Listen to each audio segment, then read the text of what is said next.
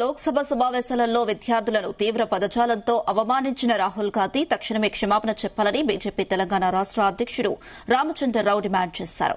Public పరీక్షల సవరణ bill చర్చల సందర్భంగా రాహుల్ గాంధీ పార్లమెంటరీ మర్యాదలకు విరుద్దమైన పదాన్ని ఉపయోగించి విద్యార్థి లోకాన్ని తీవ్రంగా అవమానించేలా మాట్లాడారని మండిపడ్డారు.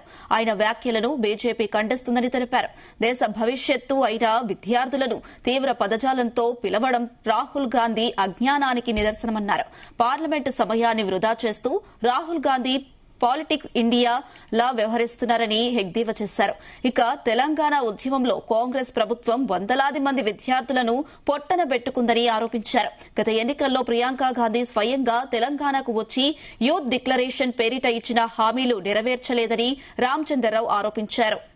పార్లమెంట్లో పరీక్షల ఒక లీకేజ్ వ్యవహారం విషయంలో ప్రభుత్వం తీసుకువచ్చినటువంటి ఒక చట్టం సవరణ మీద మాట్లాడుతూ రాహుల్ గాంధీ గారు విద్యార్థుల్ని ఈడియట్ అనేటటువంటి సంబోధన చేస్తారు. కొంతమంది స్పాంజ్ లానే ఉంటారు, కొంతమంది ఈడియట్ లానే ఉంటారు అని చెప్పేసి వీళ్ళు విద్యార్థుల్ని ఈడియట్ అనేటటువంటి ఒక ఆలోచన ఇది చాలా అభ్యంతరకరమైనటువంటి ఒక వ్యాఖ్యాన.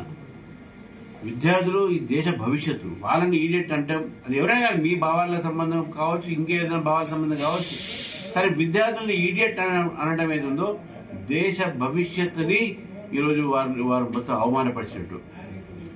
కాంగ్రెస్ పార్టీ తెలంగాణ ఉద్యమంలో గతంలో ఇప్పుడు కూడా తెలంగాణ 1969లో ఉన్న తెలంగాణ ఉద్యమం అయితేంది, మొన్న తెలంగాణ రాకముందు తెలంగాణ ఉద్యమం అయితే దాంట్లో విద్యార్థులు పాల్గొన్నారు. చాలా మంది చనిపోయారు, 1400 మంది చనిపోయారు, ఆత్మాహుతులు చేసుకున్నారు. దానికి కారణం కేవలం కాంగ్రెస్ పార్టీ.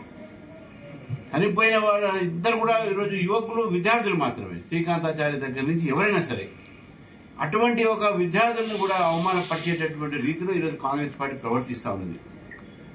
అమిత్ షా మీద వ్యాఖ్యలు చేస్తారు. వాళ్ళ దగ్గర వేరే సబ్జెక్ట్ లేక, మాట్లాడటం లేక, అరే నీట్లో విషయంలో అన్నారు, ఆయన బాధ్యత తీసుకుని ధర్మేంద్ర ప్రధాన్ గారి ఒక రిజైన్ చేయగానే ఇంకా వాళ్ళ దగ్గర వేరే టాపిక్స్ లేవు, వేరే ఇష్యూస్ లేవు. ఇప్పుడు అమిత్ షా గారి మీద ఇది ఒక పెలెట్, రబ్బర్ పెలెట్ మీద మాట్లాడుతాను, ప్లాస్టిక్ పెలెట్స్ మీద మాట్లాడుతా ఉన్నాను ఈయన రాహుల్ గాంధీ.